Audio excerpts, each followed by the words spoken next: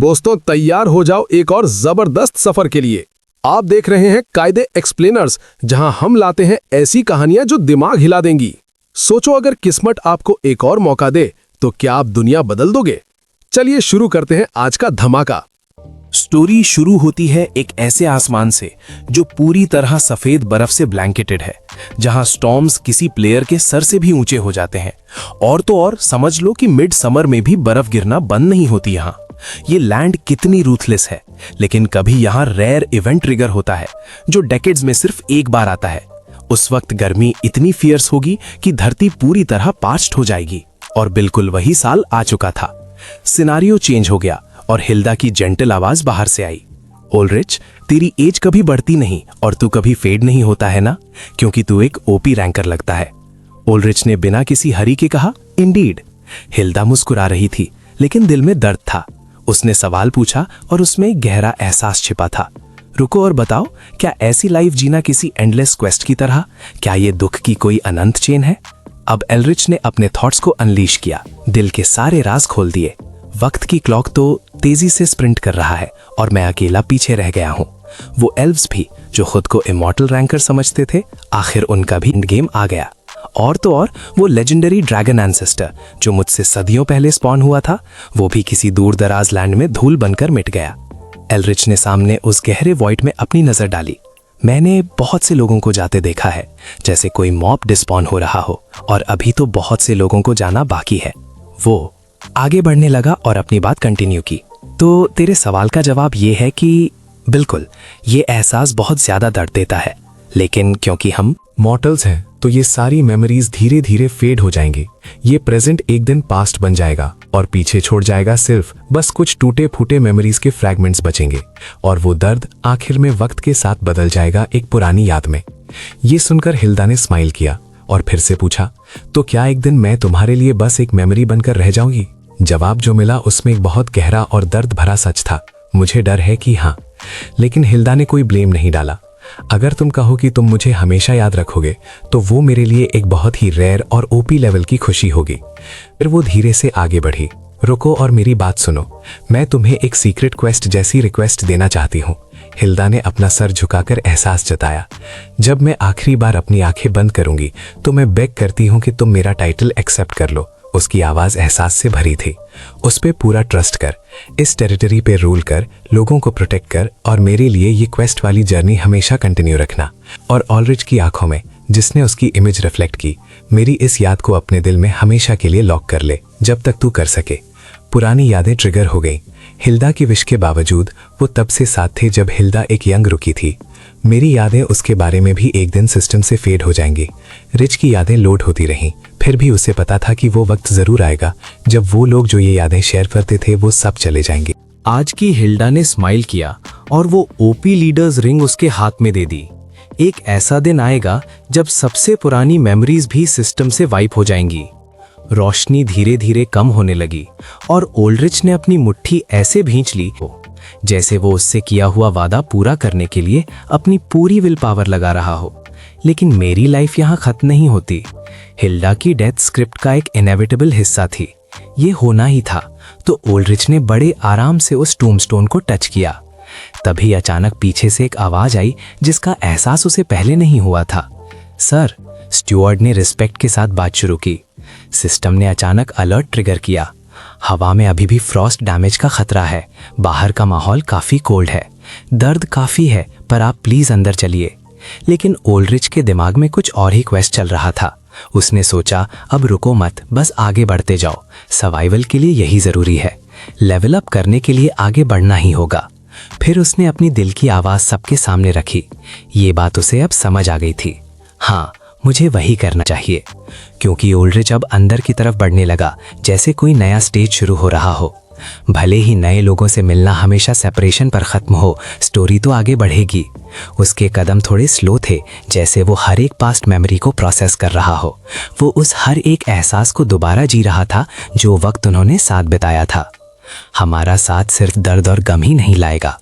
तो सुन, दिथमार्शन की वो जमीन जो बसी हुई है उनोवर किंगडम के एकदम फार नॉर्थ के एंड पर, ये जगह उस आइसी पेनिनसुला का मेन गेटवे है जो एस रैंक खतरों से भरी है, और इसी वजह से वहाँ हाई लेवल मॉन्स्टर्स बार बार स्पॉन होकर काफ़ी ट्रबल क्रिएट करते हैं। सच तो ये है कि वहाँ की नॉर्थ विंड्स समर की गर्मी का एहसास तक मिटा देती हैं। इस पूरे एरिया को एक फ्रोजन लैंड में बदल देती हैं जहाँ कभी भी वार्मथ का एक ट्रेस भी नहीं रहता, एकदम आइसी जोन। अलोंसो की स्टेडी वॉइस किसी रैंकर की तरह गूंजी जब चाय का कप पकड़े हुए था। इसी रिमोट और सुनसान प्लेस पर मैं तुम्हें एक बहुत बड़ी रिस्पॉन्सिबिलिटी देना चाहता हूँ। उसका ये जेंटल एड्रेस किसी हिडन क्वेस्ट की तरह था, इतना खतरनाक ऑरा था कि कोई भी मॉब वहां चौक हो जाए। रोबर्टा के फेस पर शॉक का स्टेटस इफेक्ट साफ दिख रहा था। इन लफ्जों पर उसे बिल्कुल यकीन नहीं हुआ। उसने हैरानी में पूछा, फादर आपने मुझसे क्या कहा? मुझे कुछ समझ नहीं आया। लेकिन अलोंसो एक ओपीएमसी की तरह काम रहा और जारी रखा, मैं उस मैप को अच्छे से जानता हूं क्योंकि मैं वहां एक वक्त पर हेड प्रीस्ट के रैंक पर था। हालांकि वहां की फैसिलिटीज का लेवल काफी मॉडेस्ट है, एक छोटा सा चैपल है किसी ग्रैंड कैथेड्रल के बजाय। तो वहां प्रीस्ट्स का अपॉइंटमेंट सीधा होली फादर के ऑर्डर द्वारा होता है। लेकिन उसने बीच में रोका, रुको फादर अलोंसो। लेकिन उसने कोई अटेंशन नहीं दी और अपना लोर एक्सप्लेन करता रहा। वो लैंड किसी इसेकाई वर्ल्ड की तरह है जहां मैं पहले गया हूं। वहां के लोग नोमैड्स की तरह रहते हैं और ईस्टर्न साइड वहां के इनहैबिटेंट्स नोमैड बनकर रहते हैं। ईस्टर्न साइड वहां के कस्टम्स अडॉप्ट हो चुके हैं और लोग बड़े अजीब टेंट्स में रहते हैं जैसे किसी लो लेवल डंजन का स्पॉन पॉइंट हो। इस वक्त रोबर्टा को बीच में इंटरप्ट करना पड़ा, बिल्कुल एक रैंकर की तरह। फादर अलोंसो, उसने अपना हाथ टी कप की तरफ बढ़ाया जैसे कोई बफ एक्टिव कर रही हो। उसने पूछा, मेरी इस अब्रप्टनेस के लिए माफ करना, लेकिन मुझे सीधी बात करने दीजिए। रोबर्टा ने सीरियस होकर कंफर्म किया, तो आपका मतलब ये है कि पिछले महीने डेथ मार्शियन का हेड प्रीस्ट अचानक गायब हो गया, जैसे कोई एनपीसी सर्वर से डिलीट हो गया हो, पोस्ट वेकेंट छोड़कर वो चला गया, और अब आप इस हाई लेवल रोल के लिए मुझे नॉमिनेट कर रहे हैं? मुझ जैसा प्लेयर जिसे ऑर्डेन हुए सिर्फ 2 साल हुए हैं, क्या ये हैंडल कर पाएगा? क्या मैं इस टास्क के लायक हूँ? रॉबर्टा ने अपने स्टैट्स चेक करते हुए पूछा। इस पर अलोंसो ने बस एक ओपी बॉस वाली स्माइल दी और सिर हिलाया। हाँ बिल्कुल, इट्स सिंपल इजंट इट? बस एक नया क्वेस्ट ही तो है। लेकिन जल्दी ही रोबर्टा के चेहरे पर डर का पसीना आ गया। एहसास हुआ कि सिंपल? रोबर्टा को समझ आ गया कि ये सिस्टम कोई बड़ा गेम खेल रहा है। क्या पहला मेन क्वेस्ट उस मिसिंग हेड प्रीस्ट को ढूंढने का नहीं है? वो गायब हेड। रोबर्टा की फटी हुई हालत और एंग्शियस एक्सप्रेशन देखकर अलोंसो ने बड़ी सुकून से अपना कप टेबल पर रखा और धीरे से ऐड किया, अपने पुराने प्रीडेसेसर की इतनी चिंता मत कर। उसकी आवाज काफी वार्म थी और उसमें एक सबक था, तेरी असली ड्यूटी तो बस ये है कि तू अभी निकल और अपना नया पोस्ट संभाल कर एक हेड प्रीस्ट की सारी ऑब्लिगेशंस और क्वेस्ट्स को पूरा कर। मुझे पूरा यकीन है कि होली फादर भी बिल्कुल यही चाहते होंगे। लेकिन ये सुनकर भी रोबर्टा को सुकून का एहसास नहीं हुआ और उसकी चिंता बढ़ती गई। एक ओपी रैंकर प्रीस्ट जिसे खुद पोप ने अपॉइंट किया था, वो अचानक वैनिश हो गया और हम ऐसे ऐड करें जैसे कोई वॉप कैरेक्टर मरा हो और कुछ हुआ ही नहीं। ये तो सच में बिल्कुल गलत है और ये बात मेरी समझ से बाहर है। बड़ी सस्पिशियस वाइब्स है। आखिर ये फादर अलोंसो क्या प्लॉट कर रहा है? उसने उसे कॉशियसली स्कैन किया और एहसास किया, इस वक्त को देखकर लगता है फादर ने पहले ही मुझे सक्सेसर की लिस्ट में लॉक कर दिया है और अब उनके शब्द तो बस एक फॉर्मेलिटी है। उसने खुद को काम रखने के लिए फोर्स किया। वो हमेशा ऐसे ही बिहेव करते हैं। लेकिन लोगों में से सिर्फ मैं ही क्यों? इस क्वेस्ट जैसे सवाल पर अलोंसो ने बिना किसी हेजिटेशन के सिंसियरली जवाब दिया, क्योंकि तुम मुझे अपने यंग वर्जन की याद दिलाती हो। जैसे ही उन्होंने ये बात कही तो रोबर्टा ने फ्लस्टर्ड लुक के साथ चेहरे को कंट्रोल किया, जिसे देखकर वो स्माइल करने लगे। मेरा मतलब तुम्हारी... उसने थोड़ा आगे झुककर अपने ओपी कैरेक्टर की प्रेजेंस शो की और बात कंटिन्यू की। रोबर्टा रुको और सुन, ये तेरे पास्ट की एक अनोखी डली है। वक्त ने पर्दा उठाया। मैंने तेरे दिल का दर्द समझा जब तेरे पेरेंट्स ने तुझे त्याग दिया था, क्योंकि उन्होंने तुझे अबैंडन मॉब की तरह छोड़ दिया था। लेकिन मेरे हाथों से तेरा लेवल अप हुआ, मेरे ही हाथों से तू ऑर्डेन भी। अलोंसो तब किसी पुरानी मेमोरी के डंजन में खो गया। लग रहा था वो किसी पुराने क्वेस्ट की यादों में है। हालांकि हम ब्लड रिलेटेड नहीं है, लेकिन हम इतने सालों से एक दूसरे से बाउंड है, कई सालों के साथ के बाद। तभी सनलाइट ऐसे आई जैसे कोई सिनेमैटिक कट सीन हो। जब वो बोल रहा था तो रोशनी उसके चेहरे पर एक सिनेमैटिक एहसास दे रही थी।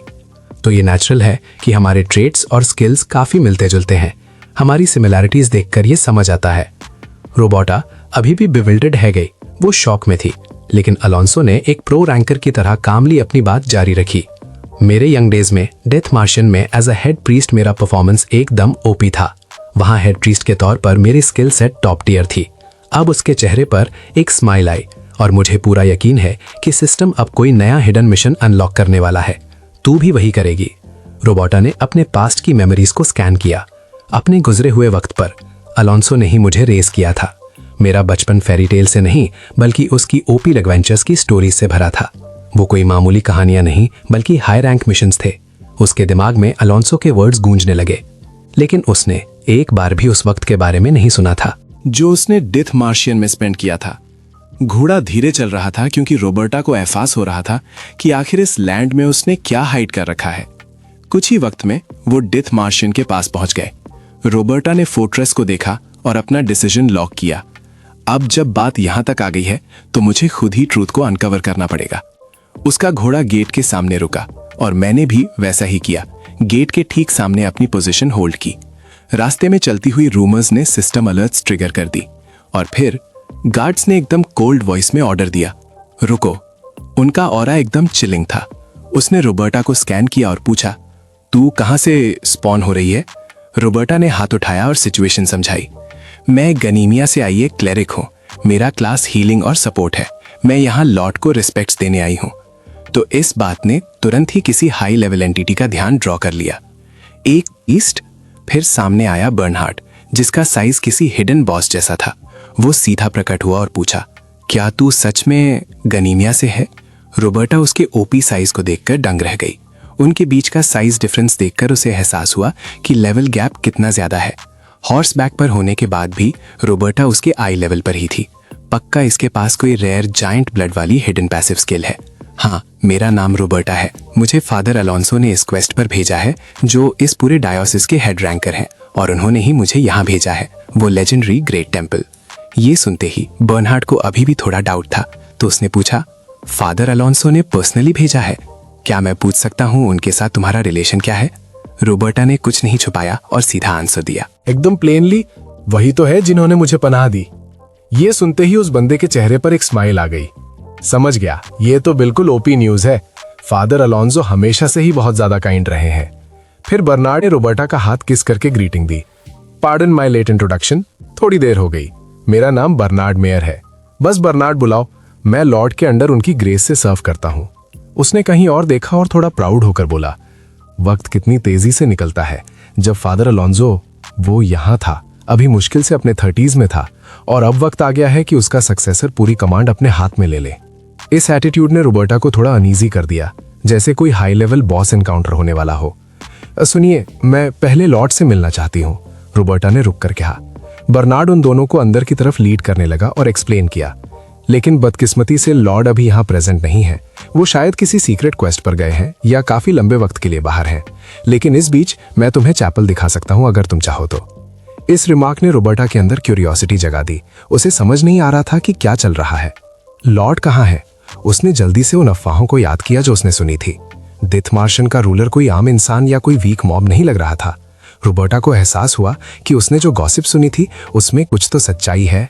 डेथ मार्शियन का रूलर एक ऑर्डिनरी पर्सन बिल्कुल नहीं था। सिस्टम रिकॉर्ड्स के मुताबिक उसके पास ऐसी पावर्स थीं जो हिल्डा के बाद इस रैंकर ने कमान संभाली और इस जगह पर पूरे 300 कंटिन्यूअस सालों तक रूल किया। कुछ लोग कहते हैं उसकी लंबी लाइफ का राज उसके ओपी स्टैट्स हैं, क्योंकि उसके पास ह्यूमन और एल्फ ब्लड दोनों की पावर है। लेकिन इतना वक्त, पूरी 3 सेंचुरीज तक सरवाइव करना बिल्कुल अब्सर्ड है।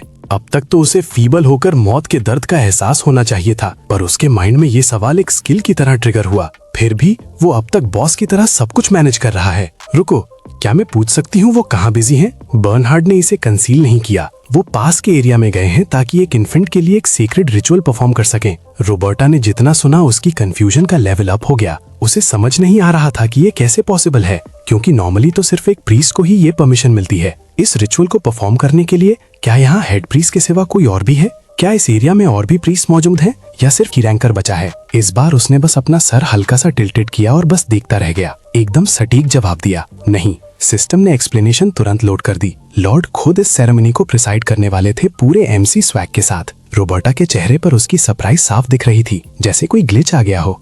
क्या? वो हकलाने लगी और उसने वही बात फिर से कंफर्म करने के लिए पूछी। वो सिर्फ वहाँ मौजूद नहीं था, बल्कि खुद इस रिचुअल को परफॉर्म कर रहा था। एक ऐसा इंसान जो ऑर्डेन्ड प्रीस्ट नहीं है, वो अब इस सेरेमनी का बॉस बन रहा है। जिसके पास रिक्वायर्ड स्किल नहीं है, वही ये मेन क्वेस्ट हैंडल कर रहा है। उसने और ज्यादा सवाल किए, क्योंकि लॉर्ड को सैक्रेमेंट की सैंक्टिटी का एहसास होना चाहिए। इन्फेंसी के इस सीक्रेट सैक्रेमेंट की वैल्यू तो उन्हें समझ आनी ही चाहिए, लेकिन फिर भी उसने ये सारा लोड अपने ऊपर लेने की हिम्मत दिखाई। रॉबर्टा की टेंशन देखकर बर्नहार्ड ने बस अपना सर खुजलाया और कुछ नहीं बोला। उसकी चिंता के सामने बर्नहार्ड का रिएक्शन एकदम चिल था, जैसे कोई लो लेवल मॉब हो, क्योंकि अगर ये रिचुअल फेल हुआ तो इविल स्पिरिट्स का लेवल अप हो जाएगा। उस बच्चे की वेसल या बॉडी को होल्ड करना होगा, लेकिन रास्ता इतना आसान नहीं था।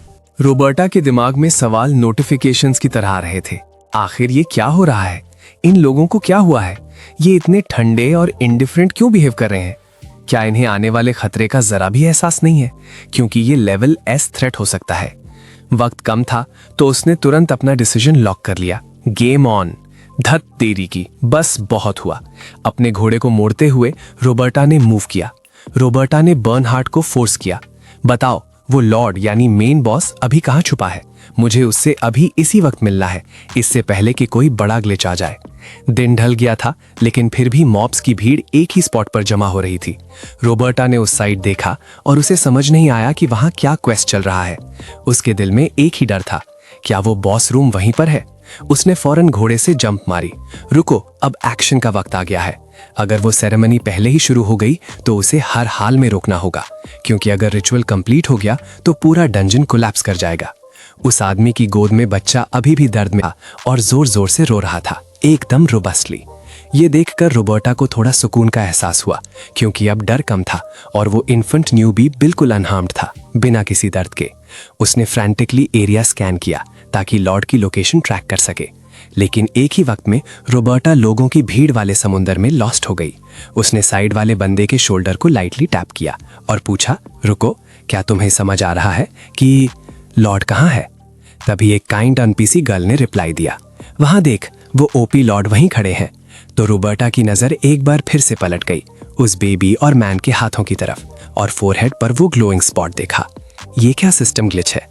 वो लाइट रॉबर्टा की आईज में चमकी और उसे अनकॉन्शियस लेवल पर पुरानी टीचिंग्स याद आई। मोना उन लोगों के अंदर ड्वेल नहीं कर सकती जिन्होंने अभी तक इस सिस्टम ब्लेसिंग को रिसीव नहीं किया। ये है सैक्रेमेंट रिचुअल। तो हर नए प्लेयर यानी न्यू बॉर्न्स को इस सिस्टम प्रोसेस से गुजरना ही होगा। बर्थ के तुरंत बाद ही इस रिचुअल को पूरा करना जरूरी है, क्योंकि तभी तो असली रैंकर बनने का सफर शुरू होता है। बेबी का फेस एकदम हेल्दी और अडोरेबल लग रहा था, बिल्कुल किसी एलीट स्पॉन की तरह। जैसे ही चमक कम हुई, मैजिक खत्म हुआ। इस प्रीस्ट के जरिए हेवन की डेटाबेस में एक नाम रजिस्टर हो गया और अब माना इस नई लाइफ में इनहाबिट कर सकती है। उसने ये सीन खुद अपनी आंखों से विटनेस किया था। माना फॉरहेड से फ्लो होते हुए पूरी तरह बच्चे की बॉडी में मर्ज हो गई। रॉबर्टा ये देखकर हैरान थी, जैसे कोई हाई लेवल स्किल कास्ट हुआ हो। उस बंदे ने सच में ये टास्क कर दिखाया, लेकिन फिर उसके चेहरे पर कंफ्यूजन छा गया। आखिर ये कैसे पॉसिबल है? उन्होंने तो कहा था कि यहाँ कोई भी प्रीस्ट रैंकर नहीं है। सवालों का तूफान खड़ा हो गया। कौन है ये मिस्टीरियस बंदा? क्योंकि उसी वक्त उल्रिच ने बेबी उसकी मदर को वापस किया और बोला, ये देख कर के तुम वो ऐसे पागल की तरह रश करके आया। फिर वो धीरे से पलटा रॉबर्टा की तरफ। लगता है बर्नहार्ड ने कोई राज उगल दिया है। रुको, ये क्या है? जितना वो देख रही थी उतना ही उसे एहसास हुआ कि ये बंदा नॉर्मल नहीं है, लेकिन उसे अपनी आंखों पर बिल्कुल यकीन नहीं हो रहा था। सिस्टम ग्लिच लग रहा था। एक ऐसा रैंकर जो 300 साल का वक्त गुजार चुका है, ये तो इनसेन लेवल है। इतनी लंबी जिंदगी इमेजिनेशन के भी बाहर है, क्योंकि ये level up stats beyond limits हैं। जैसे ही ओल्ड्रिच पास आया तो रॉबर्टा ने सवाल किया, क्या तुम वही हो? और उसने बिना रुके एडमिट कर लिया। उसके चेहरे पर कोई दर्द या गैर नहीं था। सही समझे, मैं ही हूँ दी मार्शियन का असली लॉर्ड और मास्टरमाइंड। उल्रिच रॉबर्टा के सामने खड़ा हो गया। उसका ऑरा एक हाई रैंक बॉस जैसा था। उसने फिर से अपना इंट्रोडक्शन दिया, पूरे तशन और स्टाइल के साथ। मैं उल्रिच हूँ, वो लॉर्ड जो डेथ मार्शियन के डंजन पर राज करता है। दूसरी तरफ रॉबर्टा साइलेंटली उसके पावर्स को जज और समझ रही थी। वो धूप में इतने प्राउड तरीके से खड़ा था, एक रियल एमसी वाइब्स आ रही थी। सनलाइट में चमक रहा था, तो ये साफ था कि वो कोई मामूली मॉब नहीं है। वैम्पायर वाइब्स आ रही हैं और इसकी टॉल फ्रेम देखकर लगता है ड्वार्फ तो होने से रहा। रॉबर्टा का शॉक लेवल मैक्स हो गया। ड्वार्फ होने का तो सवाल ही नहीं उठता। रॉबर्टा अपनी हैरानी छुपा नहीं सकी। नहीं, अगर वो प्योर ह्यूमन नहीं भी है तो भी, भले ही वो प्योर ह्यूमन ना हो, लेकिन इस एज में ऐसी यूथफुल अपीयरेंस मेंटेन करना इम्पॉसिबल था। इतने वक्त के बाद भी ये लुक, सिस्टम के लॉजिक से तो ये बिल्कुल इम्पॉसिबल है। तभी ओल्ड्रिच की बॉस लाइक स्टडी वॉइस फिर से गूंजी। मुझे उम्मीद थी तुम जल्दी आओगी, पर इतनी फास्ट? तुम्हारे रिफ्लेक्सेस तो रैंकर लेवल के हैं। मैंने सोचा था तुम थोड़ा वक्त लोगी, पर तुमने तो एक्सपेक्टेशंस ही सरपास कर दी। बाहर काफी ठंड है, थोड़ा रुको और अंदर आओ, चाय और थोड़ी कॉन्वर्सेशन करते हैं। उसने बड़े सिंसेरिटी के साथ ऑफर किया, जैसे कोई हिडन क्वेस्ट अनलॉक कर रहा हो।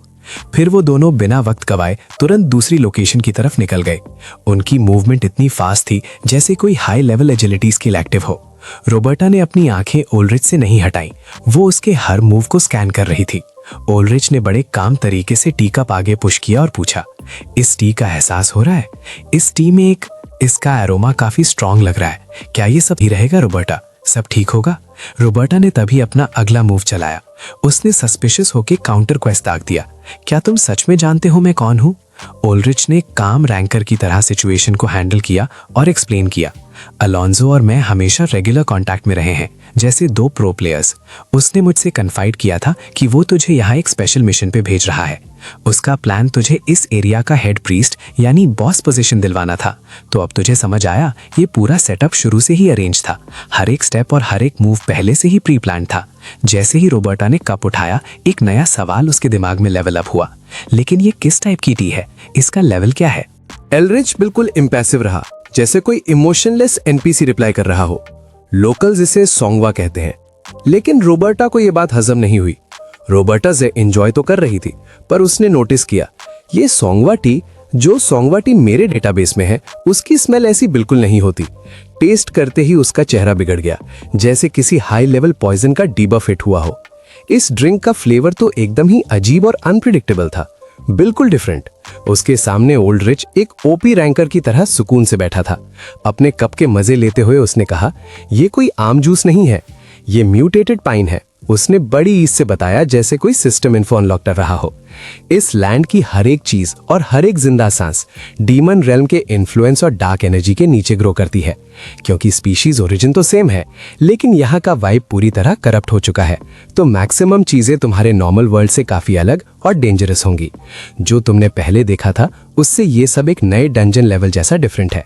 फिर उसने वार्निंग दी, रुको और समझ लो, यहाँ पिकी होने का वक्त नहीं है। इस सर्वाइवल क्वेस्ट में फूड के नखरे नहीं चलेंगे, इसकी आदत डाल लो। इस पर रॉबर्टा ने बिना कोई दर्द दिखाए एकदम शांति से रिप्लाई किया। उसने कहा, मैंने सुना था कि यहाँ का क्लाइमेट काफी हर्ष और फ्रीजिंग है, लेकिन इस ठंड का एहसास इतना खतरनाक होगा ये नहीं पता था। फिर उसे पुरानी जगह याद आई जहां से वो ट्रैवल करके आई थी। उस जगह को याद करते हुए उसने रिमार्क किया, अब जब मैं असलियत में यहाँ लैंड कर चुका हूँ तो ये उतना बुरा नहीं है जितना मैंने इमेजिन किया था। रिच ने इस मौके का एहसास किया और एक्सप्लेन करने लगा, मौसम तो पिछले कुछ सालों में ही इंप्रूव होना शुरू हुआ है। उसने अपनी आंखें बंद की और फोकस के साथ बात जारी रखी। टेम्परेचर्स धीरे धीरे लेवल अप हो रहे हैं और अब ये सीजन्स के पुराने सिस्टम से स्ट्रिक्टली जुड़े नहीं हैं। फिर उसने कंक्लूड किया, क्योंकि शायद ये एक साइन है कि ये माइनर आइस एज वाला डंजन अब खत्म होने वाला है, ठंड का दर्द जाएगा। लेकिन रॉबर्टा ने उसके सामने ब्लैंकली पूछा, अ माइनर आइस एज? रुको, ये क्या चीज है? ये देखकर ऑल्ड्रिच ने उसकी तरफ देखा और ऐड किया, क्या तुम्हें इतना समझ आता है कि लोग हिस्टोरिकल पीरियड्स को कैसे अलग लेवल्स में डिवाइड करते हैं? रॉबर्टा ने बिना वक्त गंवाए तुरंत कहा, ऑफ कोर्स। एक एम्पायर के राइज से लेकर उसके डाउनफॉल तक के वक्त को एक एरा माना जाता है। उसने सर हिलाकर कंफर्मेशन दी, हाँ, यही ह्यूमंस का मेजरमेंट स्टैंडर्ड है। ऑल्ड्रिच ने 3 उंगलियां उठाई और लोड शुरू किया। फिलहाल हम 3rd एरा में हैं। 2 बड़े एम्पायर्स के गिरने के बाद ये प्रेजेंट एम्पायर फॉर्म हुआ। उसने अपनी बात कंटिन्यू रखी, माइनर आइस एज की शुरुआत तब हुई जब 2nd एम्पायर कोलैप्स हुआ। ये बिल्कुल उस एंशिएंट आइस एज जैसी दिखती है, लेकिन टेम्परेचर ड्रॉप उतना सिवियर या ओपी नहीं था।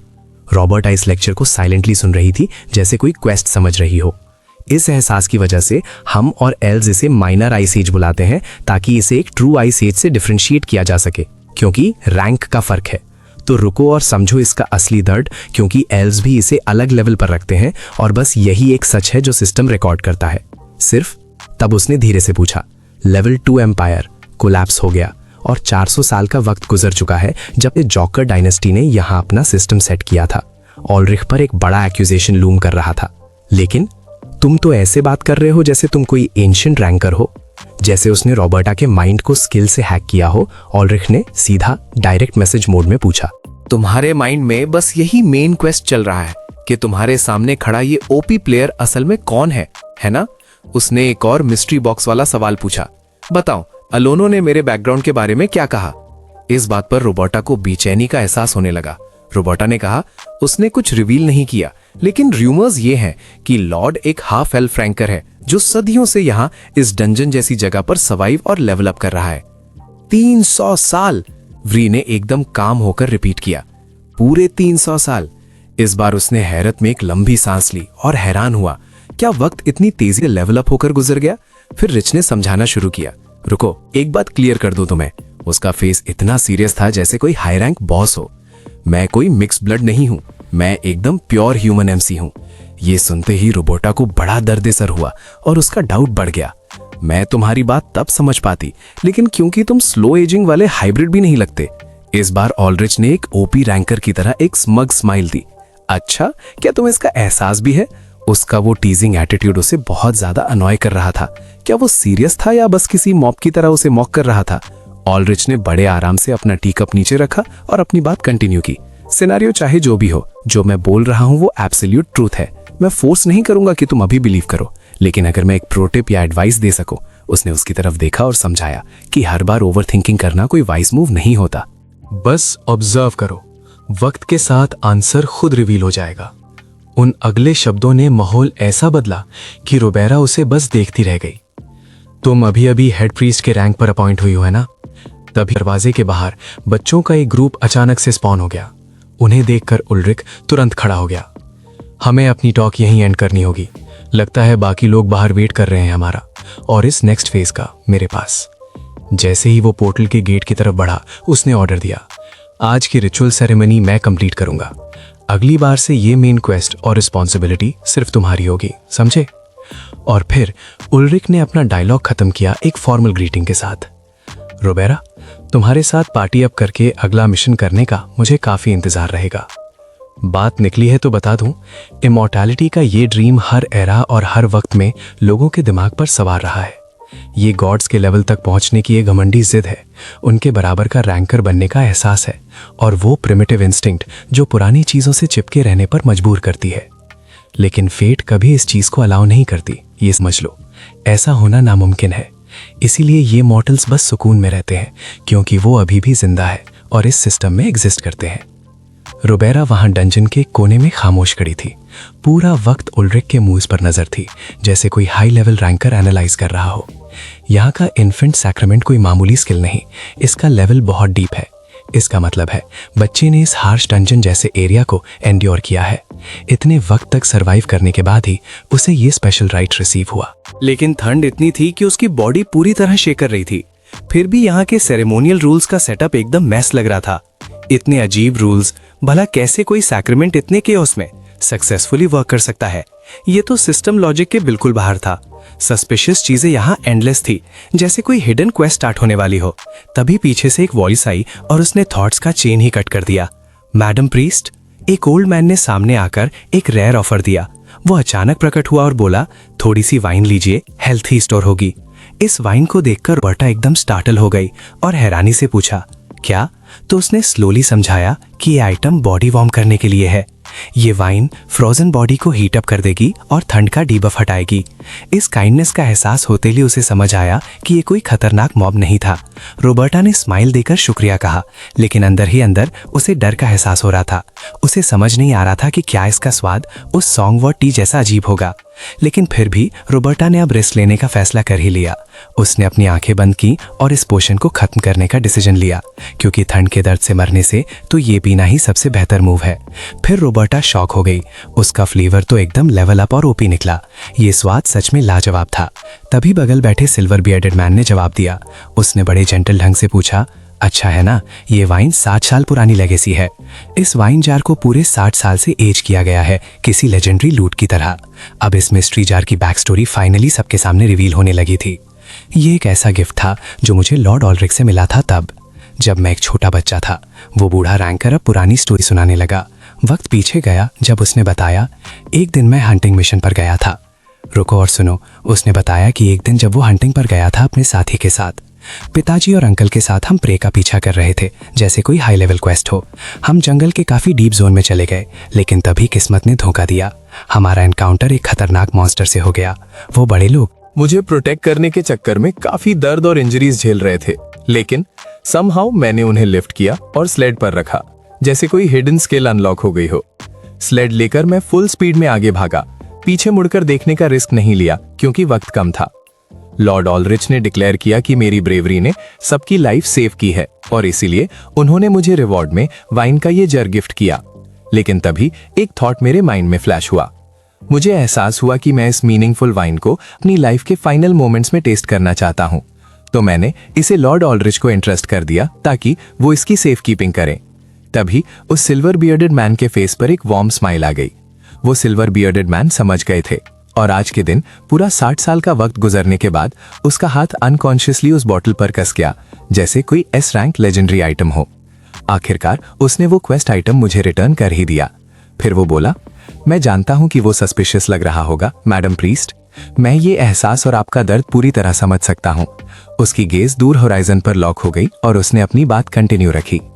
लेकिन जिस दिन हम इस वर्ल्ड में स्पॉन हुए और इन्फेंट सैक्रेमेंट मिला, तब से लेकर हमारी एंड गेम तक, जब तक हम अपनों के बीच आखिरी सांस नहीं लेते, तो रुको और देखो। वो स्पॉट जहां वो देख रहा था, वहीं ऑलरिच खड़ा था, एक ट्रू बॉस की तरह। हम सब उसी अनचेंजिंग लेजेंडरी फिगर की वॉच के नीचे जीते हैं। उस सिल्वर बियर्डेड मैन ने ये बात फिर से ऐड की और कहा, क्योंकि इस लैंड का हर एक रैंकर इस बात का सबूत दे सकता है। उसका प्रेजेंस इस डंजन के हर एक लेवल पर महसूस किया जाता है। इस लैंड का हर एक मॉब और रैंकर इस बात को अटेस्ट कर सकता है। तो उस पॉइंट पर ध्यान दो और कोशिश करो कि उसे एक रैंकर की नजर से देखो, बिल्कुल ओपन माइंड के साथ। ये सुनते ही रॉबर्टा ने अपना फोकस रीसेट किया। उसने अपने हाथ में कप रगड़ा और बिना रुके सीधा स्काई की तरफ देखा। स्काई की तरफ देखते हुए उसने सोचा, मेरा दिमाग अब एक कॉम्प्लेक्स डंजन बन गया है। मेरे माइंड में ऐसी बातें हैं जिनका दर्द किसी नॉर्मल मॉब को समझ नहीं आएगा। मैं इनके बारे में सोचना बंद नहीं कर सकती। क्या फादर अलोंजो को भी ऐसा ही एहसास हुआ था जब उनका इस अननोन जोन में पहला दिन था? तब क्या उनका लेवल भी इतना लो था? ऐसा ख्याल आया, अगर मैं यहाँ ज्यादा वक्त तक रुकी तो क्या सब रीसेट हो जाएगा? अगर मैं यहाँ काफी वक्त रही तो क्या सारी हिडन इन्फॉर्मेशन क्लियर हो जाएगी? रॉबर्टा का फेस एक ओपी बॉस फाइट से पहले की तरह सीरियस हो गया। इतनी सीरियस क्योंकि मेरे यहाँ होने का असली मिशन रैंक क्या है, मैं यहाँ क्यों हूँ और फादर ने मुझे सीक्रेट क्वेस्ट पर क्यों भेजा। लेकिन जिस चीज को समझ पाना मुश्किल था वो था उसका सीक्रेट लेवल। ओल्ड्रिच आखिर है कौन? क्या वो कोई एस रैंकर है? दरवाजा थोड़ा सा खुला और बाहर खड़े रैंकर्स को अंदर की मूवमेंट साफ दिखने लगी। उन्हें अंदर की बातें एकदम क्लियर सुनाई दी रही थी। सर, मैंने सुना है कि आपका लाइफ स्पैन बहुत ही लंबा रहा है, बिल्कुल किसी इमॉर्टल बॉस की तरह। रशीद वहां खड़े ओल्ड्रिच को एड्रेस कर रहा था और बोला, तो इसीलिए मुझे उम्मीद थी कि शायद आपको इस हिडन क्वेस्ट यानी मेरे बेटे पर लगे इस कर्स के बारे में कुछ पता होगा। रॉबर्टा ने यह सुना तो उसे काफी ज्यादा एंजाइटी होने लगी। एक कर्स? फिर उसने उस बच्चे की तरफ इशारा किया जो ठीक उसके बगल में खड़ा था। ये लड़का जो यहाँ खड़ा है, इसके बारे में मैं सब कुछ सच सच बताऊंगा, बिना किसी सिस्टम एरर के। वक्त के हिसाब से इसे अब तक एक अडल्ट बन जाना चाहिए था जिसके अपने खुद के बच्चे होते, लेकिन यहाँ सीन कुछ और ही है। उस बच्चे की आंखों में एक अजीब सी ओपी लाइट चमक रही थी। फिर भी रशीद ने अपनी स्टोरी कंटिन्यू रखी, क्योंकि वो दिन जब वो मौत के दरवाजे से वापस आया, एक असली रैंकर की तरह सब बदल गया। सब कुछ पूरी तरह बदल चुका है। रॉबर्टा ने बड़े ही नीट हैंडराइटिंग में क्वेस्ट लेटर लिखा। उसकी हैंडराइटिंग किसी हाई लेवल स्किल बुक की तरह साफ और खतरनाक थे। लेटर की कंटेंट्स। प्रिय फादर अलोंजो, सिस्टम ने मुझे यहाँ डिप्लॉय किया है। इस टेरिटरी में कदम रखे मुझे 1 हफ्ते से ज्यादा का वक्त बीत चुका है। जैसे ही मैं यहाँ स्पॉन हुई, मैंने हेड पास्टर की सारी ड्यूटीज और स्टेटस संभाल लिए। मैं यहाँ की हेड बनकर अपनी ड्यूटीज एक ओपीएमसी की तरह निभा रही हूँ। पिछले लीडर के गायब होने के बाद ये पैरिश किसी बिखरे हुए डंजन की तरह कियोस में था। पूरा एरिया किसी फेल रेट की तरह लग रहा था, लेकिन अब मैंने सब कंट्रोल में ले लिया है। ऑर्डर रिस्टोर करने के लिए मैंने नए पार्टी मेंबर्स रिक्रूट किए और पेंडिंग क्वेस्ट खत्म किए। मैंने सारे पेंडिंग सैक्रमेंट्स को फिनिश किया, बिल्कुल एक प्रो लेवल प्लेयर की तरह। उसने अपने आर्म्स फोल्ड किए और एक हाई रैंकर की तरह गरज कर कहा, पिछले सैक्रमेंट्स में कुछ नेग्लिजेंस दिखी है, ये किसी ग्लिच से कम नहीं था। हमें अब सैक्रमेंट्स कंडक्ट करने के सही तरीकों और राइट्स पर डिस्कशन करना होगा। ये लेवल अप करने के लिए बहुत जरूरी है, इसीलिए राइट्स डिस्कस करने ही होंगे। तभी एक सवाल रेज हुआ, नया सिनारियो शुरू होने वाला है। क्या कम से कम इंसेंस और ऑयल्स को प्रॉपरली प्रिपेयर नहीं करना चाहिए? रुको और सोचो। रिचुअल्स को अनॉइंटिंग ऑयल्स के साथ सेट करना जरूरी है ताकि हमारा रैंक मेंटेन रहे। लेकिन रोबोटा को बड़ा शॉक लगा जब उल्रिक ने उसे एक बिल्कुल पजल लुक दिया। ये सब करने की क्या जरूरत है? उल्रिक ने पूछा, जैसे उसे सिस्टम का कोई आइडिया ही ना हो। रोबोटा ने हैरानी में फिर से समझाया, तुम पूछ रहे हो क्यों? क्या तुम्हें लॉजिक समझ नहीं आ रहा? क्योंकि लॉर्ड हेस्टियो को रेफरेंस दिखाने के लिए ये रिचुअल्स ही हमारा मेन क्वेस्ट है। तो सुनो, लॉर्ड हेस्टियो हमारे लिए एक ओपी डिवाइन एंटिटी से कम नहीं है। समझ लो, हेस्टियो नोबल गॉडेस कलामिया के फॉस्टर सन और हाई रैंक प्लेयर जैसे हैं। वो एक ऐसे मॉडल थे जिनका गॉडेस ने पर्सनली ध्यान रखा और उन्हें स्किल अप किया। सिस्टम की हिस्ट्री में एक लेजेंडरी लॉर है जो सदियों से चली आ रही है। एक वक्त की बात है जब वो गॉड्स के साथ हेवनली रेल में टॉप लेवल पर रहते थे। तब हेस्टियो ने देखा कि लोगों का एक ग्रुप ग्राउंड पर दर्द से बुरी तरह कांप रहा था। उन्हें देखकर ऐसा एहसास हुआ जैसे उनका लाइफ बार बिल्कुल खत्म होने वाला हो। उन लो लेवल मॉब्स की हालत कोल्ड ग्राउंड पर ठंड से एकदम खराब हो चुकी थी। उसके दिल में थोड़ा एहसास जगा तो वो नीचे उतर आया और उन्हें आग का ओपी गिफ्ट दे दिया। उस फेटफुल वक्त से पूरी ह्यूमैनिटी उस रैंकर को फॉलो करने लगी और उसे एक फादर फिगर और गॉड की तरह पूजने लगी। जब भी वो कोई रिचुअल या क्वेस्ट करते हैं तो वो उसके सम्मान में एक फ्लेम जलाते हैं और फिर उसी फ्लेम से धुआं निकालते हैं जिसे उन्होंने अभी बुझाया होता है। ये सुनते ही ओल्ड्रिक ने अपना पीओवी रखा और कहा कि इसे वर्शिप कहना शायद सही नहीं होगा, ये तो एक समनिंग स्किल के ज्यादा करीब है। रोबेरा उसके पीछे खड़े होकर बस एक गहरी सांस ले सकी। ये फिर से कोई अजीब सिस्टम एरर जैसी बातें कर रहा है, लेकिन उसने अपनी बात जारी रखी। असली पर्पस आग जलाने और फिर उसे बुझाने का तो उसे कॉल करना है। हेस्टियो वापस आ गया। रिच ने कैंडल को ऐसे शील्ड किया जैसे किसी एस रैंक लूट को प्रोटेक्ट कर रहा हो, क्योंकि हर बार जब ये फ्लेम बुझती है तो सिस्टम अलर्ट ट्रिगर हो जाता है और हेस्टियो मैनिफेस्ट होकर पर्सनली उसे रीलाइट करता है जैसे कोई ओपी रैंकर अपना बेस संभाल रहा हो। लेकिन असली सच तो ये है कि वो बस बार बार आग जलाने का ट्राई कर रहा था। वो उन्हें दर्द से बचाना चाहता था, इसलिए बार बार फायर जलाता था ताकि उन्हें मुश्किल ना हो। लेकिन उन्होंने इसे गलत समझ लिया और इससे एक बड़ा डिवाइन रिचुअल बना दिया। उन्हें लगने लगा कि फ्लेम बुझते ही लॉर्ड हेस्टियो मैनिफेस्ट होंगे जैसे कोई हिडन बॉस। रोबेरा ने गुस्से में देखा, बिल्कुल उस सस्पिशियस रैंकर की तरह जो क्वेस्ट पे डाउट करता है। आधा यकीन और आधा डाउट करते हुए उसने फिर से कड़क सवाल पूछा, तुम्हारे पास तो इसकी स्ट्रेंजली डिटेल नॉलेज है, क्या तुम कोई सिस्टम यूजर हो? क्या तुम कभी लॉर्ड हेस्टियो जैसे किसी ओपी कैरेक्टर से मिले हो? लेकिन ओल्ड्रिक का डिमीनर एकदम ग्रेव था, जैसे उसे किसी आने वाले खतरे का एहसास हो गया हो। ये सारे अजीब रिचुअल्स तो बस एक छोटी सी मिसअंडरस्टैंडिंग की वजह से शुरू हुए थे। गॉड्स ने कभी उन्हें ये सब करने की कोई स्किल या ट्यूटोरियल नहीं दिया था। उसने बड़े लेजली ऐड किया। कोई नहीं जानता कि ये रिचुअल आखिर स्टार्ट क्यों हुआ। रुको और सोचो, क्योंकि ये सब तो बिना किसी ऑटो सेव लॉजिक के हो रहा था। वक्त आ गया है रियलिटी फेस करने का। आखिर ये सब इतना कॉम्प्लिकेटेड कैसे हो गया? सैक्रामेंट्स में हेल्प करूं? इस इंडिफरेंट एटीट्यूड को देखकर रोबर्टा को एहसास हुआ कि उसे रिमाइंड कराना पड़ेगा। रुको और याद रखो, मैं एक प्रीस्ट हूं। फिर ऑल्ड्रिच ने कैंडल टेबल पर रखी जैसे कोई ओपी प्लेयर मूव चले। इतना स्ट्रेस मत लो, वक्त रहते सब ठीक हो जाएगा। मुझे सब याद है। तभी कॉन्वर्सेशन का लेवल बदल गया।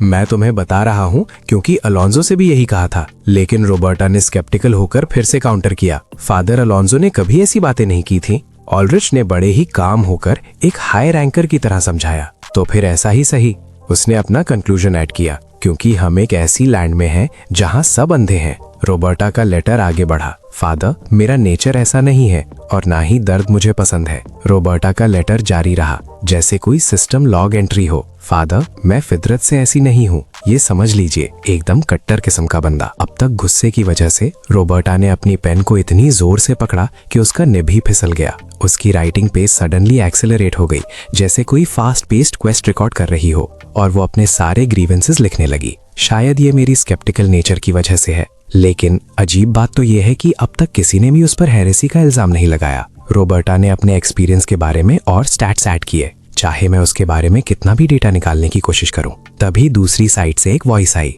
लॉर्ड, वो बंदा जो बेबी पकड़े स्माइल कर रहा था, उसने कहा, वो बंदा एकदम एक्स्ट्रॉर्डिनरी है, बिल्कुल ओपी लेवल। क्या तुमने वो किस्सा सुना है कि कैसे उसने एक जायंट बॉस को ढेर किया और एक सोते हुए ड्रैगन के लेयर में रेड मार दी? तभी एक ग्रे बालों वाली लड़की, उसके बालों ने भी एक सिमिलर रिमार्क दिया। सच में वो बंदा बहुत ज्यादा अटेंटिव है, छोटी से छोटी डिटेल्स भी उसकी नजर से नहीं बचती। रोबर्टा के चेहरे पर बेबसी थी और ये आगे बढ़ती रही। यहाँ के लोग उसे किसी लिविंग गॉड की तरह ट्रीट करते हैं, जैसे कोई हाई रैंक एमसी हो। ये याद करके वो थकान और वेरी फील करने लगी थी, और वही बात मुझे एक ऑडिटी की तरह फील करा रही थी। मुझे ऐसा फील होने लगा कि मैं पूरी तरह से आउट ऑफ प्लेस हूँ। फिर रोबर्टा ने लेटर में कन्फेस किया, मुझे शायद यहाँ अगले 10 साल और रुकना पड़ेगा। क्या मैं सच में इस जगह के साथ अडेप्ट और पाऊंगी? लेटर खत्म करके रोबोटा कमरे से बाहर चली गई। उसने कॉरिडोर की गहराई में देखा, और अगर वहां एक और इनकन्वीनियंस पैदा हुई तो मेंशन तो ये है कि मैं अब इस लॉर्ड के मनोर में लॉज हो चुकी हूँ। इस लॉर्ड के मनोर का ख्याल आते ही रोबोटा को बेचैनी का एहसास होने लगा। रोबोटा काफी अनकंफर्टेबल थी, क्योंकि टेम्पल की हाउसिंग की हालत किसी लो लेवल डंजन जैसी हो गई है। हाउसिंग इतनी ज्यादा डिटेरिएट हो चुकी है कि मेरे पास सर्वाइवल के लिए कोई और रास्ता नहीं बचा। मेरे पास कोई ऑप्शन नहीं था, तो वो अपनी सराउंडिंग्स को स्कैन करते हुए आगे बढ़ी। वो अपने आसपास का एरिया एनालाइज कर रही थी, लेकिन उसके थॉट्स बिल्कुल रुक नहीं रहे थे। उसका ब्रेन प्रोसेसर कभी रुकता नहीं। लोग कहते हैं कि वो मुझ पर चैरिटी कर रहा है। ये कोई एहसान नहीं, बल्कि मेरे लिए ये एक सस्पिशियस लॉर्ड के साथ फोर्स्ड को एग्जिस्टेंस है। इस सस्पिशियस लॉर्ड के साथ रहना किसी मुश्किल बॉस फाइट जैसा एहसास दे रहा था। लेकिन तभी उसी वक्त रोबर्टा की नजरों ने कुछ ऐसा देखा जिसने अलर्ट ट्रिगर कर दिया। वहां कुछ दिखा। रशीद और रफार की फिगर्स एक मिस्टीरियस ऑरा के साथ प्रकट हुई। उनका ऑरा किसी एस रैंकर जैसा था, जो ऑर्डिनरी लोगों की समझ से बाहर था। चारों तरफ गहरा सन्नाटा और मिस्ट्री थी। रोबर्टा ने तुरंत बिना वक्त गवाए पूछा, इतने रिमोट जगह और सुनसान इलाके में यहाँ गेस्ट्स का क्या काम, ऐसे खतरनाक टेरेन में? वो उनकी सिलुएट्स को अपनी नजरों से स्कैन करने लगी। उनकी शैडोज पर टारगेट लॉक करते हुए रोबर्टा गहराई से सोचने लगी, वो रास्ता सीधा आगे जाता है। रोबर्टा चेहरे पर क्यूरियोसिटी साफ दिख रही थी, जैसे कोई हिडन क्वेस्ट मिल गया हो। रोबर्टा की नजर सीधा लॉर्ड की स्टडी पर थी, जैसे कोई high level player target lock करता है। रूम के अंदर कदम रखते ही ऑलरिच ने सबसे पहले मूव चला और साइलेंस तोड़ दिया। तो तुम यहाँ मुझसे मिलने आए हो? ऑलरिच ने सिस्टम वॉइस जैसी गंभीरता से पूछा। रशीद ने रिस्पेक्ट के साथ कहा, जी माय लॉर्ड, आपका ऑरा ही इतना ओपी है कि मुझे आना ही पड़ा। मैंने आपके बारे में बहुत सारी रूमर सुनी है कि आपका लेवल सबसे अलग है, इसीलिए मैं इस सफर पर निकला ताकि आपको सीख कर सकूं। ये कोई आम टास्क नहीं था। उसका एक्सप्रेशन एकदम इंस्क्रूटेबल था, जैसे किसी प्रो रैंकर ने अपना पोकर फेस ऑन कर लिया हो। कहा जाता है कि आप में एक एक्सेप्शनली लंबी लाइफ बिताई है, जैसे कोई इमॉर्टल बॉस। शायद 300 साल का वक्त। इतना एक्सपीरियंस तो सिर्फ एक एस रैंकर के पास ही हो सकता है। मैंने तो यहाँ तक सुना है कि आप इमॉर्टल हो, सिस्टम भी आपको एलिमिनेट नहीं कर सकता। इस पॉइंट पर उसने बिना किसी डर के बात को प्रेस किया, जैसे बॉस फाइट का फेज 2 शुरू हो रहा हो। तो क्या तुम यही वेरीफाई करने आए हो? क्या यही तुम्हारा असली मिशन है? इस बीच रोबर्टा दरवाजे के बाहर खड़ी होकर स्टेल्थ मोड में सब सुन रही थी। वो मेरे पीछे का सीक्रेट और इस सिस्टम का सबसे बड़ा राज जानना चाहती थी। अनंत जवानी, जो उसने अभी कहा, वो उसके लिए बिल्कुल अनएक्सपेक्टेड था। ये तो सिस्टम नोटिफिकेशन जैसा शौक था। लेकिन रशीद ने फौरन डिनाई किया, ये मेरा मेन मिशन नहीं था।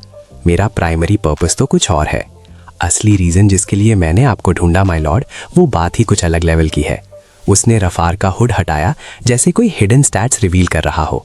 मेरा नाम रशीद है। मैं अरारिक के दूर दराज किंगडम से हूँ। अरारिक की उस किंगडम से जहां लेजेंडरी रैंकर्स रहते हैं। रशीद की नजर अपने बेटे पर फिक्स थी, जैसे टारगेट लॉक हो गया हो। मुझे लगा कि शायद सब लोगों में से सिर्फ आप ही को कुछ पता होगा उस कर्स के बारे में जिसने मेरे बेटे को जकड़ रखा है। बाहर ही रोबर्टा को भी अब अबनॉर्मल एनर्जी का एहसास होने लगा। वो काफी अनसेटल्ड फील करने लगी। मौसम ओपी होने लगा था। कर्स? ओल्ड्रिच धीरे से आगे बढ़ा और बच्चे को स्कैन करने लगा। उसने बड़े ध्यान से बच्चे को ऑब्जर्व किया। इसकी उम्र कितनी है? रशीद ने अपनी रियलिटी नहीं छुपाई और सीधा सिस्टम क्लियर जवाब दिया, मैं 67 साल का हूं। जब मैं 21 लेवल का था तब ये बच्चा पैदा हुआ। उसने कंटिन्यू किया, तो अब मैं पूरी ऑनेस्टी के साथ सब बता दूंगा। इस वक्त तक तो उसे एक मैच्योर अडल्ट रैंकर बन जाना चाहिए था, जिसके खुद के बच्चे होते, लेकिन किस्मत ने स्टोरी ही बदल दी। रशीद के फेस पर पसीना आने लगा, जैसे कूल डाउन पीरियड चल रहा हो। फिर भी वो मेमोरी उसे दर्द और डर का खतरनाक एहसास दिला रही थी, क्योंकि जिस दिन से वो मौत के डंजन से वापस आया है, सब कुछ अपसाइड डाउन हो गया, जैसे सिस्टम एरर हो गया हो। बाहर खड़ी रॉबर्टा अपना अस्टॉनिशमेंट नहीं छुपा पाई। वो स्टंट थी। तेरा मतलब क्या है? उसे कुछ समझ नहीं आ रहा था कि ये क्या हो रहा है। ओल्ड्रिच ने पूछा, जैसे किसी ने कोई high level hidden quest reveal कर दी हो। क्या ये चाइल्ड सच में मौत के बाद रिस्पॉन होकर वापस आया है? रशीद थोड़ी देर के लिए रुका, फिर एहसास के साथ बोला, हाँ सही कहा। उसकी आंखें शॉक से फट गईं और सिस्टम अलर्ट ट्रिगर हुआ जब उसे पुराना वक्त याद आया। ये तो एकदम अनएक्सपेक्टेड एक्सीडेंट था, जैसे कोई ग्लिच हो। असली सच तो ब्रीफ में बताया गया। वो लड़का स्ट्रीम में डूब गया, जैसे उसका HP 0 हो गया हो। रशीद ने बताया कि उन्होंने कैसे इस दर्द का सामना किया। मेरी बीवी और मैंने खुद चेक करके कंफर्म किया था। उसकी मौत का एहसास बहुत गहरा था। हमने फ्यूनरल भी कर दिया, लेकिन कुछ वक्त बाद ही एक अजीब सा हिडन क्वेस्ट शुरू हुआ। उसकी ग्रेव से अचानक चीखने की आवाज आई। पूरा माहौल बदल गया। रशीद ने आगे बताया कि जब उन्होंने ये सीन देखा तो क्या किया। हमने जल्दी से ग्रेव को खोदा और एक्शन लिया। रुको और देखो। हमने तेजी से मिट्टी हटाई और कॉफिन को ओपन किया तो देखा कि लड़का अंदर रोता हुआ मिला, जैसे कोई मॉब स्पॉन हो गया हो। उस दिन के बाद से तो जैसे इस बच्चे की लेवलिंग ही फ्रीज हो गई। उसकी ग्रोथ रुक गई और उसका माइंड भी पीछे जाने लगा, क्योंकि सिस्टम में एरर था। उसका लेवल अब एक इन्फेंट जैसा हो गया था और उसे बस इतना याद था, कुछ और नहीं, बस इतना कि मैं उसका बाप हूँ। हम रैंकर्स हमेशा डेड बॉडीज को पूरा भरी करते हैं ताकि वो इस दुनिया से नेक्स्ट इसिकाई रेल्म में बिना किसी बग के जा सके, धरती के साथ एक होकर। लेकिन मेरे बेटे को वो रेस्ट मिलना इम्पॉसिबल था, क्योंकि उसका सोल रेस्ट ब्लॉक था। जैसे ही ऑल्ड्रिच ने आगे बढ़कर राफर को टच किया, साइड में खड़ा रशीद अपनी स्टोरी सुनाता रहा। गॉड्स का कर्स था उस पे, इसलिए वो मूव ऑन नहीं कर पा रहा था, तो उसे वापस आना पड़ा इस वर्ल्ड में एक अजीब फॉर्म में। उसकी आंखों में जुनून था और उस दर्द का एहसास साफ दिख रहा था जब उसने ये सोचा कि उसके छोटे से बेटे ने सिर्फ 8 साल की उम्र में एक पावरफुल डीटी को गुस्सा दिला दिया था। सडन ऑल्ड्रिच का टेम्पर स्नैप हुआ। रुको, वो वहीं थम गया। एक ही झटके में झूठ पकड़ा गया। उसने राफर को टच किया और रशीद को एक्सपोज कर दिया। आरिक, मुझे याद है, वो तो मैप के एकदम दूर किसी कोने में, ईस्टर्न मोस्ट रीचेस में बस ये एक अनजान कंट्री है। लेकिन फिर भी तुम क्लेम कर रहे हो कि तुमने इतना लंबा रास्ता ट्रैवल किया सिर्फ मुझसे मिलने के लिए। ये कोई आम क्वेस्ट नहीं लग रही। ऑल्ड्रिच की शार्प केस उस पर डील कर रही थी, जैसे कोई S रैंक बॉस स्कैन कर रहा हो। ये इम्पॉसिबल है। तुम बस बेवजह यहाँ वहां भटक रहे थे, रूमर सुनते हुए और इन्फॉर्मेशन गैदर करते हुए सीधा यहाँ आ गए। क्यों, सही कहा ना। राशिद का पैनिक लेवल मैक्स आउट हो गया।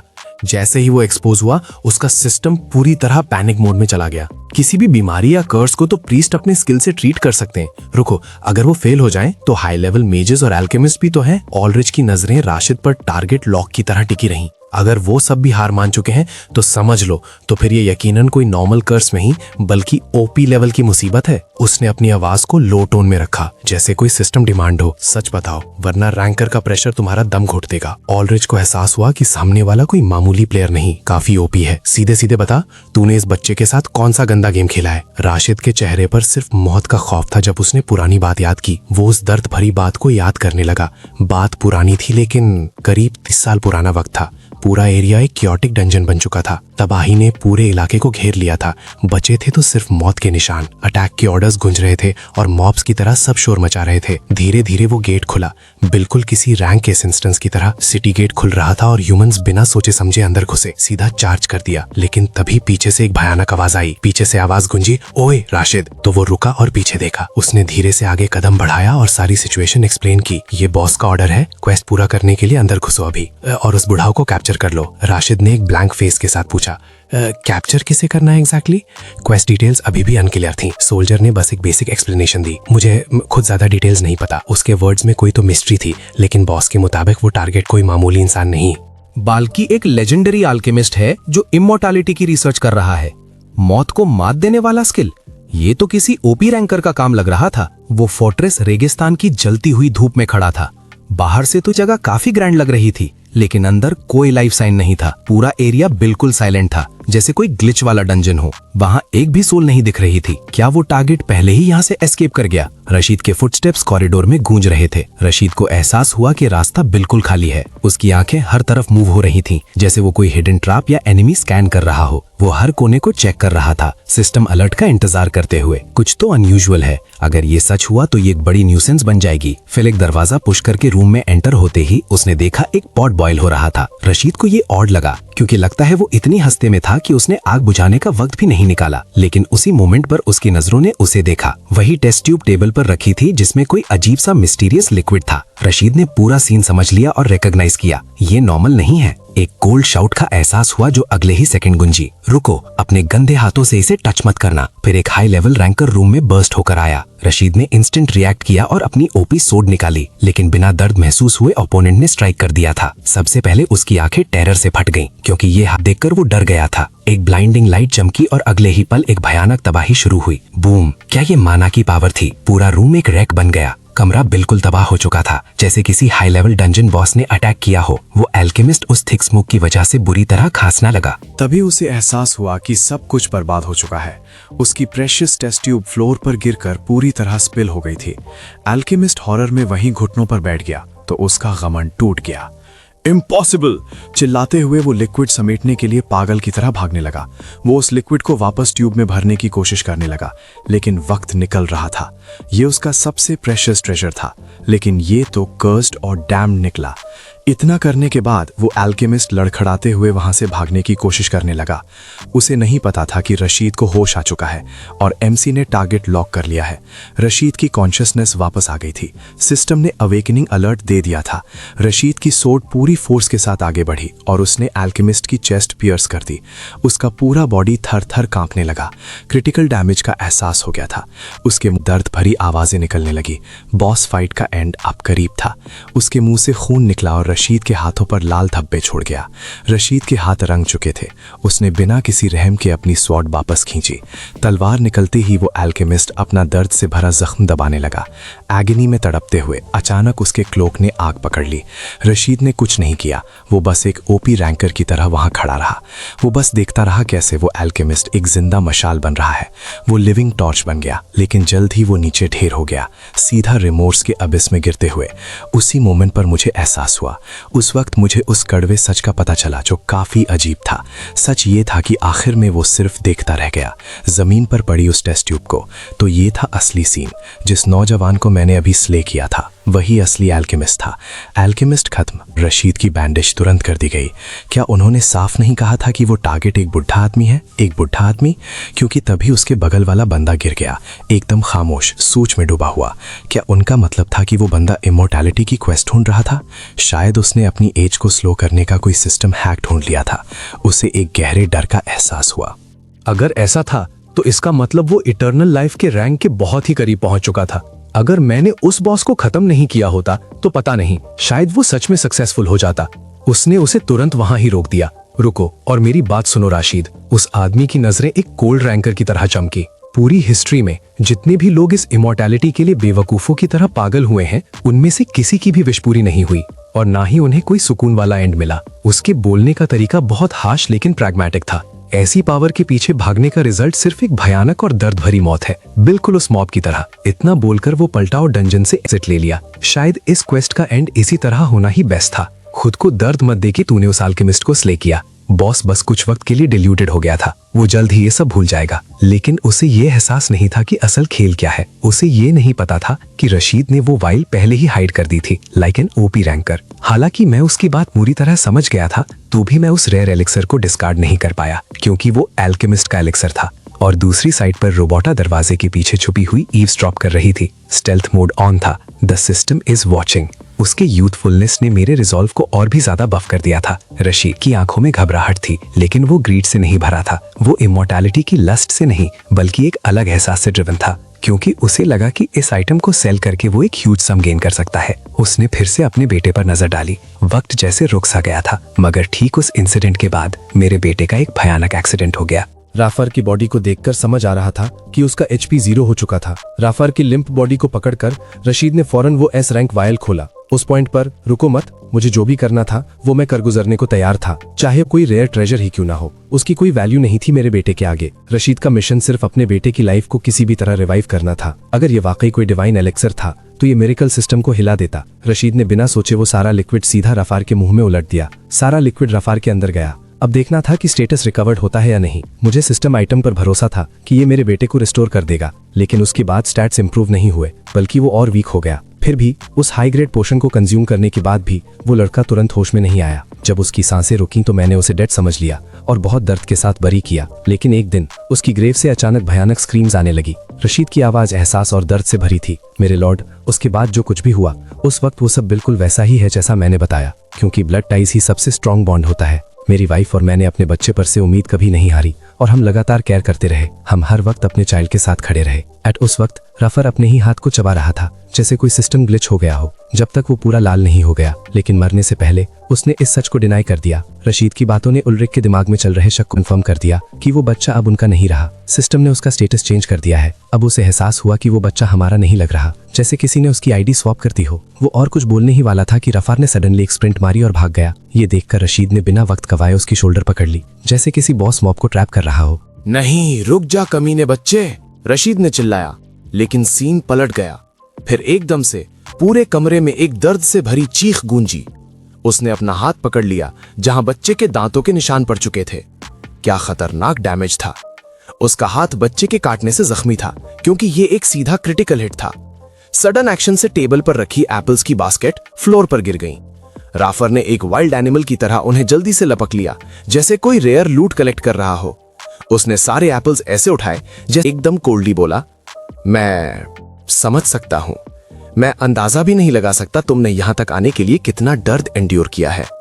इतनी दूर आने के लिए जो तूने स्ट्रगल किया, उसकी आंखों ने उस लड़के की सूल को पियर्स कर दिया। कोई भी इस समझ से बाहर मॉन्स्ट्रस इलनेस की रूट को डिसर्न नहीं कर सकता।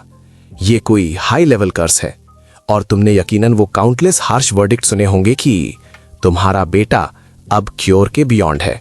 रिच का सवाल रशीद के सबसे वीक पॉइंट पर एक क्रिटिकल हिट की तरह लगा। लेकिन क्या अब भी तुम्हें इस बात का एहसास है कि ये क्रीचर तुम्हारा ही खून है? क्या ये मॉन्स्टर वाकई तेरा ब्लड है? फिर भी उसने राफर को डिफेंड किया, भले ही वो एक बीस्ट की तरह बिहेव करे, क्योंकि वो अब भी मेरे बेटे का फॉर्म लिए हुए है। एक पेरेंट भला अपने बच्चे को कभी कैसे रिनाउंस कर सकता है? ये सिस्टम के भी खिलाफ है। अपने ही बच्चे को त्यागना नामुमकिन है। एलरिच ने एक गहरी सांस ली और रशीद के वुंड को बैंडेज करने लगा। वक्त थमसा गया था।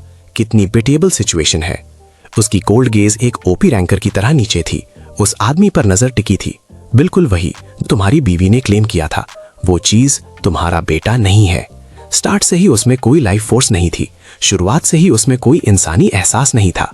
वो पूरी तरह एजिटेटेड था। क्या माय लॉर्ड, आप ये क्या इंप्लाई कर रहे हैं? तभी रिच की नजरें रशीद की वेस्ट पर लटकी नाइफ पर पड़ी, क्योंकि सिस्टम ने सिग्नल दे दिया था। 1 सेकंड के अंदर उसने वेपन स्नैच कर लिया। OP speed. इस सिचुएशन को रिजॉल्व करने का अब सिर्फ एक ही मेथड बचा था। फिर उसने नाइफ बाहर निकाली और उस आदमी के चेहरे पर हॉरर साफ था। रॉबर्टा ने यह सीन देखा और तुरंत दरवाजा पुश करके अंदर रश किया। रुको! ऑलरिच के कदम रफर की तरफ थोड़े स्लो हुए, लेकिन रुका नहीं। रॉबर्टा की आवाज में टेरर की गूंज पूरे कमरे में सुनाई दी। वेट! ऑलरिच के कदम रफर की तरफ बढ़ते हुए थोड़े धीमे हुए। रफर की हालत देखकर रॉबर्टा की आवाज में डर और दर्द साफ था। Please stop my Lord! लेकिन उसने बिल्कुल नहीं सुना। सिस्टम मोड ऑन था। उसका एक्सप्रेशन बिल्कुल मर्डरस था, जैसे फाइनल बॉस को खत्म करना हो। बिल्कुल ऐसे जैसे मौत खुद किसी की जान का क्वेस्ट पूरा करने आई हो। अगला सीन देखकर उसकी आंखें फट गईं। हॉरर लेवल मैक्स हो गया था। रशीद सीधा ऑलरिच के पीछे स्पॉन हो गया, एक साइलेंट असैसिन की तरह। फ्लोर पर रेड ब्लड के ड्रॉप्स गिर रहे थे। माहौल एकदम डार्क हो गया था। लेकिन रुको, ये खून रफर का नहीं था। System error. ये तो बॉस ऑलरिच का ब्लड था। उसके मुंह से खून का फव्वारा फूटा। ऑलरिच के मुंह से रेड ब्लड का गश निकल रहा था, जैसे क्रिटिकल हिट लगा हो। मैं तुम्हें एरिक ओरिजिन वालों की ये चीप ट्रिक्स अच्छे से जानता हूं। इतने दर्द में भी बॉस की वॉइस एकदम स्टेडी थी। ये है रियल रैंकर पावर।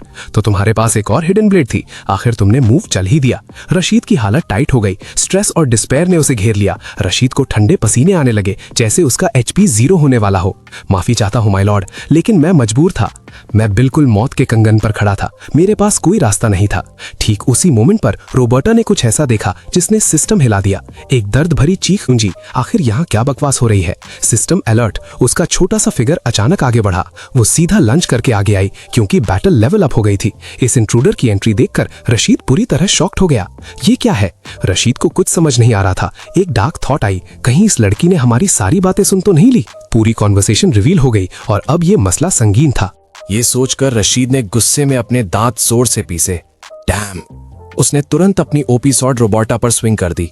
मैं किसी भी विटनेस को जिंदा नहीं छोड़ सकता, एहसास हो गया था उसे। शार्प मेटल ब्लेड ने हवा को चीरा, मौत की दहलीज दिखाते हुए। रोबर्टा की गुस्से से भरी आंखों का रिफ्लेक्शन उसमें दिखा। रोबर्टा ने रुको नहीं कहा, वो शांत बैठने वालों में से नहीं थी। लेकिन रोबर्टा ने हार नहीं मानी, उसने एक हैवी पंच मारा। उसने रशीद के उस हाथ पर टारगेट लॉक किया जिसमें सॉर्ड पकड़ी थी। बिना वक्त गवाए उसने अपनी स्पीड से रशीद को हैरान कर दिया। उससे वेपन छीन लिया गया। रोबर्टा की ग्रिप इतनी ओपी थी कि ऐसा लगा जैसे उसने उसकी हड्डियां ही तोड़ दी हों, और दर्द होने लगा। रशीद की चीख ने आखिरकार रफार के अंदर से एक रिएक्शन ट्रिगर किया, क्योंकि वक्त अब बदल रहा था। रोबर्टा तुरंत उल्रिक के पास पहुंची और कहा, माय लॉर्ड, क्या आपका हेल्थ बार ठीक है? लेकिन उसने उसी वक्त कुछ स्ट्रेंज एहसास किया। रुको, मुझे सब समझ आ गया, मुझे ट्रीटमेंट देने दो। रफार के हाथ से एप्पल कोर गिर गया और उसका ऑरा बदलने लगा। फिर थट की आवाज आई तो वो एक वाइल्ड वुल्फ की तरह आगे लपका, जैसे कोई हाई लेवल मॉन्स्टर अटैक करता है। रोबर्टा ने काउंटर अटैक किया, पर सॉर्ड हैंड की ग्रिप ढीली हो गई। उसे एहसास हुआ कि स्टैट्स ड्रॉप हो रहे हैं। उल्रिक के वो वर्ड्स रोबर्टा के दिमाग में एको होने लगे, क्योंकि उसने सब सुन लिया था। उसने समझा कि ये तो सिस्टम का कोई हिडन सीक्रेट है। जैसा उसकी वाइफ ने क्लेम किया था, ये बीइंग उसका बेटा नहीं है, ये ऑफस्प्रिंग नहीं, बल्कि एक शक्तिशाली मॉन्स्टर है शुरू से ही। शुरुआत से ही ये कभी पूरी तरह रिवाइव नहीं हुआ। क्वेस्ट फेल होने जैसा महसूस हो रहा था। आखिर में रोबर्टा स्ट्राइक करने की हिम्मत नहीं जुटा पाई। लेवल डिफरेंस ज्यादा था या जज्बात? अपने आप को रोक लिया। क्या ये सच में हो सकता है? सिस्टम इसकी गवाही नहीं दे रहा। सच? वो इतना श्योर कैसे है?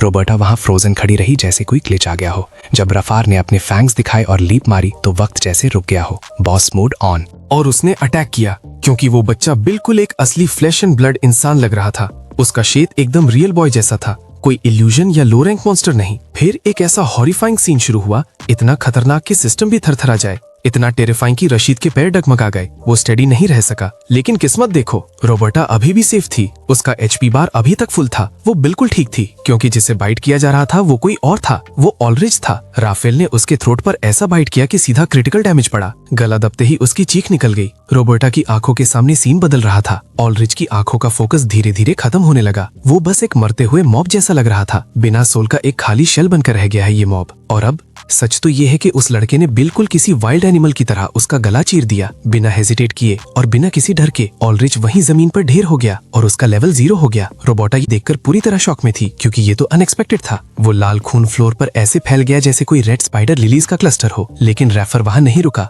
उसने रुकने का नाम तक नहीं लिया, बल्कि एक भयानक हाउल के साथ रोबोटा पर लंच किया। तो अब गेम पलटने का वक्त आ गया था। रोबोटा ने अब हेजिटेट करना छोड़ दिया। ओ गनीमा! उसने अपनी आंखें बंद की और रैफ पर एक ओपी स्ट्राइक किया, ताकि इनरेडल ब्रूटैलिटी से पैदा हुए मॉन्स्टर्स को पर्च कर सके। लेकिन अगले ही पल उसे एक अजीब सा दर्द और खौफ का एहसास हुआ। उसका शरीर कांप उठा, क्योंकि उसके सेवर्ड आर्म से ऐसी वाइन्स निकल रही थी जो बिल्कुल असली वेन्स की तरह दिख रही थी। System error detected. रोबोटा का चेहरा डर से बिल्कुल सफेद पड़ गया। ये अजीब वाइन्स क्या थी? तभी उसे समझ आया। तो ये सीन है। इन वाइन्स ने इस बच्चे की बॉडी को अंदर से पूरा करप्ट कर दिया है, बिना वक्त गवाए। रोबर्टा ने मर्सीलेसली अपनी ब्लेड सीधा रफार के एब्डोमेन में उतार दी। वो छोटी बॉडी तुरंत ग्राउंड पर कोलैप्स हो गई। उसने अपनी सॉर्ड रफार पर पॉइंट की और गर्जी, एक घटिया एबरेशन जो इंसान होने का दिखावा कर रहा है। अपनी आंखें खोलो और सब क्लियर देखो राशिद। उसका चेहरा बिल्कुल पेल पड़ गया। क्या उसने सुना या नहीं ये क्लियर नहीं था। अपनी आंखों से इसकी असलियत देखो। मॉन्स्टर जिसे तुम कब से अपना बेटा क्लेम कर रहे थे, इसका असली रूप देख लो। रफार फिर से धीरे से उठा, लेकिन अब वो पहले जैसा बिल्कुल नहीं, बिल्कुल एक लिविंग पर्सन की तरह। उसके पीछे एल्ड्रिच का खून अब भी उस ठंडे टाइल फ्लोर पर बिखरा था, लेकिन फिर वो अजीब तरह से मूव करने लगा, जैसे उसकी कोई अपनी मर्जी हो। एल्ड्रिच बिल्कुल मोशनलेस था, कोई मूवमेंट नहीं थी, जिंदा होने का कोई साइन नहीं दिखा रहा था। फिर अचानक उसकी उंगलियों के टिप्स ने हल्की सी हरकत की। रोबर्टा ने अपनी सॉर्ड नीचे करने की गलती नहीं की। भले ही रफार का हाथ कट चुका था, लेकिन खून की एक बूंद तक नहीं टपकी। क्या यह हो सकता है कि उसे दर्द का बिल्कुल एहसास ही नहीं होता? वो जल्दी से दिमाग चलाने लगी और समझ रही थी कि कैसे रफार को काउंटर करे। तभी वो टारगेट जिसे उसे एलिमिनेट करना था, अगले ही पल एक अजीब अनएक्सपेक्टेड इवेंट ट्रिगर हुआ। ऑलरिच का होश वापस आ गया और एमसी एकदम खड़ा हो गया, जैसे सिस्टम ने उसे लेवल अप कर दिया हो। उसके पीछे एक ओपी स्टैचू की तरह खड़ा था, जैसे कोई इनविंसिबल रैंकर हो।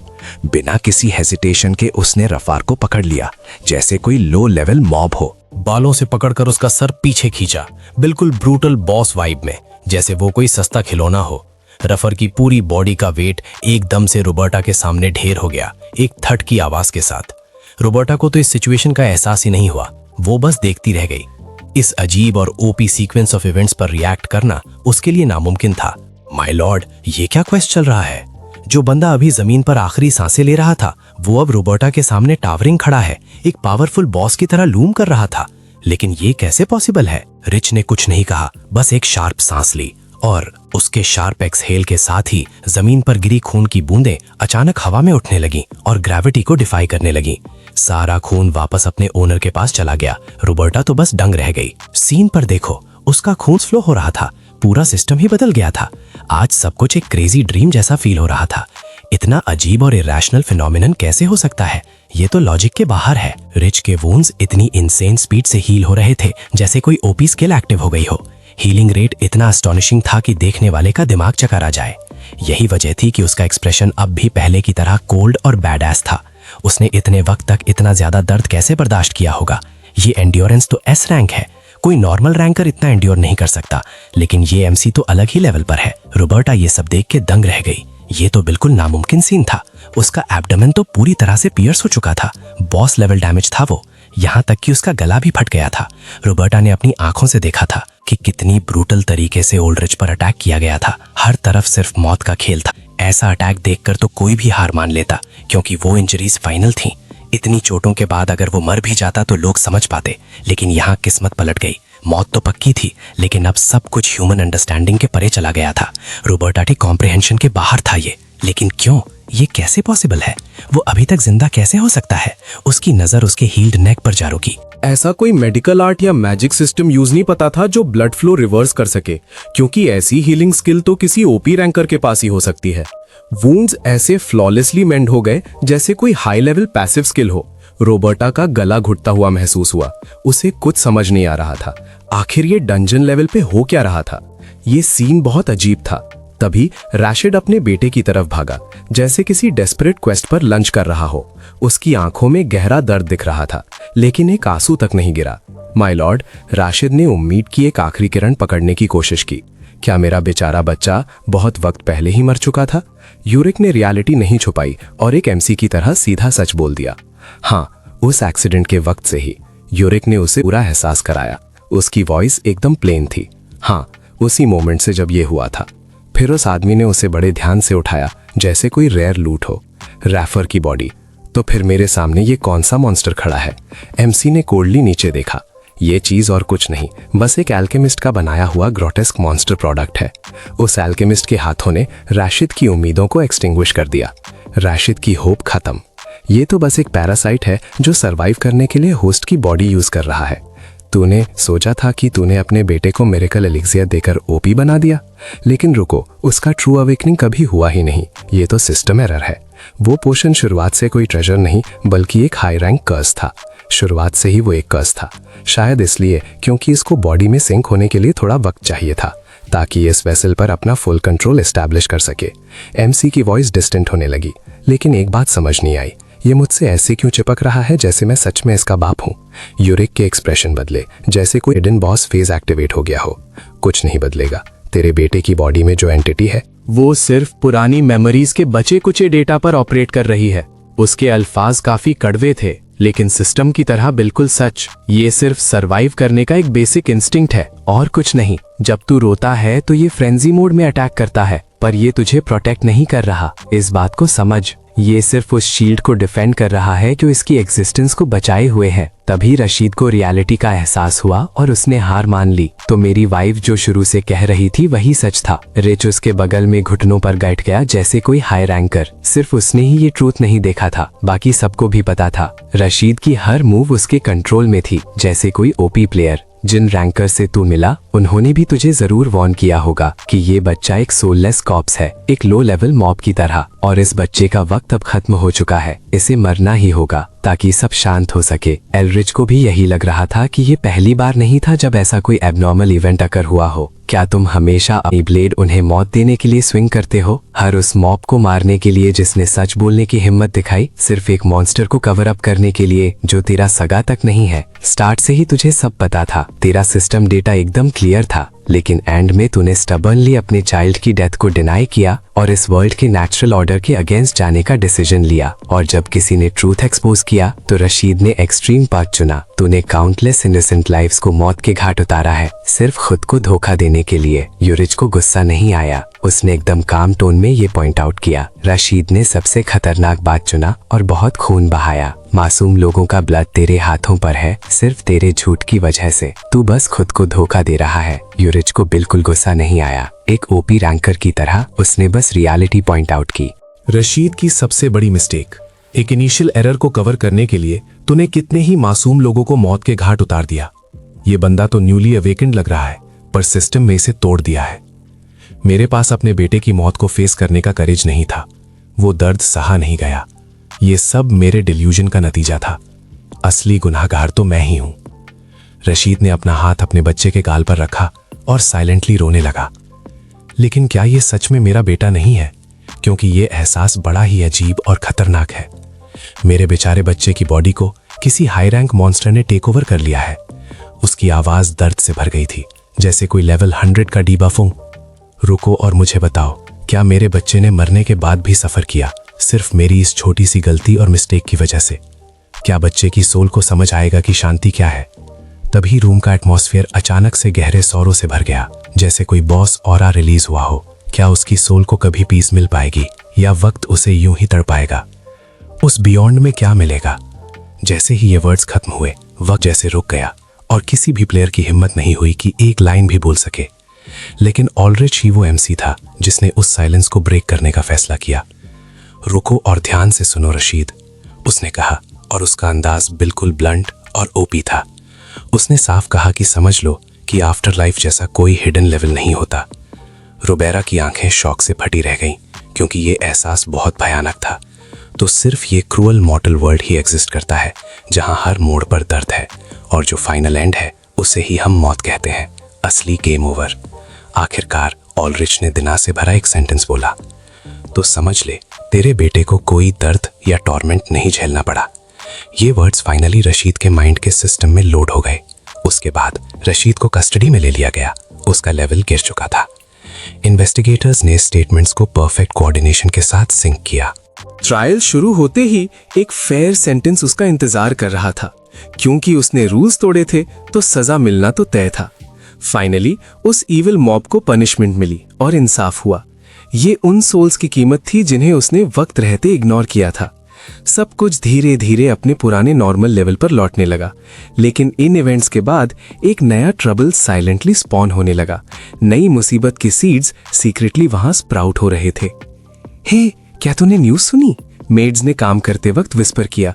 वो न्यूज किसी हाई रैंक अलर्ट की तरह पूरे मैंशन में फैल गई। वो कह रही थी कि लॉर्ड पर किसी असैसिन ने एम्बुश कर दिया है। क्या ये सच है? पास ही में माहौल एकदम बदल गया था। रोबोटा ने सब सुन लिया था। लोग बस अफवाहें फैला रहे थे, जैसे कोई साइड क्वेस्ट हो। रूमर्स का सिलसिला चलता रहा और डेथ मार्शन इतना साइलेंट था जैसे कुछ हुआ ही ना हो। सिस्टम में कोई ग्लिच नहीं था, सब शांति थी जैसे कोई बड़ा बॉस आने वाला हो। जब बर्नहार्ड मेयर को न्यूज मिली तो वो बार बार वही सवाल पूछने लगा। लॉर्ड को सेफ देखकर वो ग्रेटफुल तो था, लेकिन रोबोटा का गुस्सा ट्रिगर हो गया। लॉर्ड बच तो गया, पर रोबोटा को ये देखकर और ज्यादा गुस्सा आया। लॉर्ड पर अटैक हुआ था, लेकिन टाउन के लोग ऐसे बिहेव कर रहे थे जैसे कोई फर्क ही ना पड़ा हो। टाउन के मॉब्स बिल्कुल अनमूव थे, जैसे उनका इमोशन लेवल 0 हो गया हो। वो रूम तो खून का समुंदर बन चुका था, एक असली डंजन रेड की तरह। उसी दर्द और सोच के साथ उसके कदम उसे एक पुरानी जगह ले गए। लेकिन जब उसने रियलिटी अपनी आंखों से देखी तो उसे सब समझ आने लगा। रियलिटी सामने आते ही उसका दिमाग लेवल अप हो गया और सब क्लियर दिखने लगा। रोबोटा को अब सब एहसास हो रहा था। वो आगे बढ़ी और उल्रीक के पास पहुंची। वो रुकी और उल्रीक के सामने खड़ी हो गई, जैसे कोई रैंकर अपना अगला मूव सोच रहा हो। रोज किसी ऐसे इंसान के साथ रहना जिसे मौत का डर ही ना हो आसान नहीं था। इसने तो सारे ऑर्डिनरी लॉज ही तोड़ दिए। वो अपने काम में इतना बिजी था कि वो बस लिखता रहा और उसने एक बार ऊपर देखने की जहमत तक नहीं की। रोबोटा, क्या तू अपने साथ सवालों का एक पूरा डंजन लेकर घूम रही है? उसके चेहरे पर एक बड़ा शौक था, जैसे किसी ने HP बार अचानक 0 कर दी हो। आपने अचानक ही क्यों पूछा? उसे समझ नहीं आया कि ये ट्रिगर कब हुआ। तब जाकर ऑलरिक ने उसकी तरफ एक शार्प लुक दी, बिल्कुल किसी हाई रैंकर की तरह। उसके सारे थॉट्स उसके चेहरे पर किसी सिस्टम स्क्रीन की तरह फ्लैश हो रहे थे। वो रोबर्टा को पहले ही ऐसे रीड कर चुका था जैसे कोई ओपी स्किल बुक हो। रुको मत, जो पूछना है पूछ ले। हेजिटेशन का वक्त खत्म हो चुका है। तेरा दिमाग किसी ग्लिच की तरह उलझा हुआ है।